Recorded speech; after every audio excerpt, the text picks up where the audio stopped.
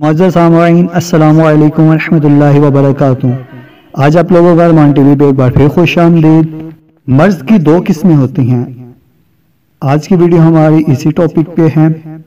پیغمبر خدا صلی اللہ علیہ وآلہ وسلم نے جن طریقوں سے خود اپنی بیماریوں کا علاج فرمایا یا دوسرے کسی شخص کے لیے کوئی نسخہ تجویز فرمایا، اس کے لیے اس کو نفع ہوا۔ خدا ہماری ان حکمتوں کو بیان کرنے میں مدد فرمائے، بے شک خدا ہی مدد فرمانے والا ہے۔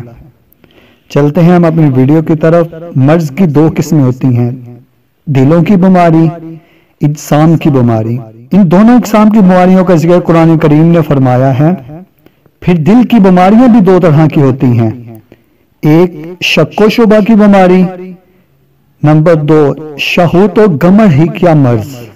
قرآن کریم میں سورۃ بقرہ میں اللہ تعالیٰ ارشاد فرماتا ہے کہ ان کے دلوں میں شک کی بیماری ہے جسے خدا نے خطرناک حد تک بڑھا دیا ہے۔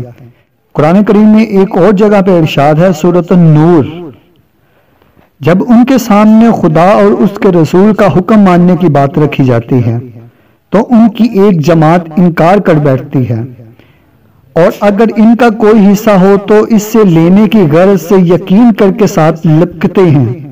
کیا ان کے دل بیمار ہیں یا انہیں شک و شبہ نے لپیٹ لیا، یعنی اس کا خطرہ لاحق ہے کہ اللہ اور اس کے رسول ہمارے حصے کم نہ کر دیں؟ یہی ہیں جو بجاروش پہ چلنے والے ہیں۔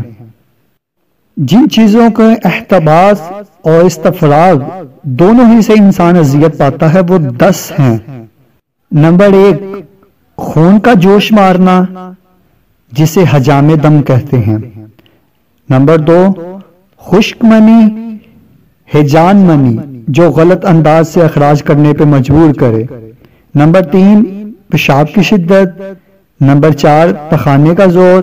نمبر 5 ہوا کا رک جانا۔ نمبر 6 کہہ کا رک جانا۔ نمبر 7 چھینک روک لینا۔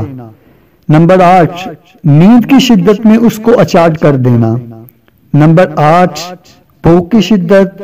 نمبر 9 پیاس کی شدت۔ یہ ہیں وہ چیزیں جن کو روک دینا بیماری کو دعوت دینا ہے۔ اگر آپ کو ہماری یہ ویڈیو اچھی لگی ہو تو ویڈیو کو لائک، شیئر، کمنٹ ضرور کر دیں، اور ہمارے چینل کو سبسکرائب کرنا نہ بھولیں، اور گھنٹی کے بیل کو پریس کر دیں تاکہ ہماری نئے آنے والی ویڈیو سب سے پہلے آپ کو ملے۔ جزاک اللہ۔